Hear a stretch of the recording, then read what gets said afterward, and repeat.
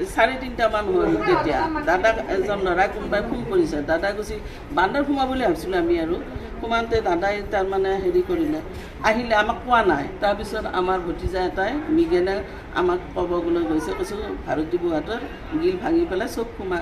গোটেই নিছে আৰু বিছনা চিছনা চব উল্টাই আছে ঘৰত কোনো নাছিল গেটত তালা মাৰা আছিল ৰোহন আহি পেলাই পেচাব কৰিব যায় যে আৰে এইবিলাক বহুত উল্টাই আছে কি কিনিলে নেকলেছ এডাল ফুলি দুযোৰ খাৰু এযোৰ আঙুঠি এটা আৰু গোটেইখিনি সোণৰ সামগ্ৰী আছিলে সেইখিনি সোণৰ সামগ্ৰী আছিল গোটেই লৈ গৈছে নেকলেছ এডাল আছে কাণফুলি দুযোৰ আছে আঙুঠি এটা খাৰু এযোৰ ক'ত গৈছিল আপোনালোকে মই মাহঁতৰ ঘৰত গৈছিল দেউতাক খবৰ ল'বৰ কাৰণে বেমাৰ হৈছিল খবৰ ল'ব গ'লোঁ লৈ কালি ৰাতি থাকিলোঁ থকা কিবা গম পাই নেকি সেই সুবিধাতে এইটো কাম কৰিছে দুপৰীয়াৰ ভাগতে হৈছিল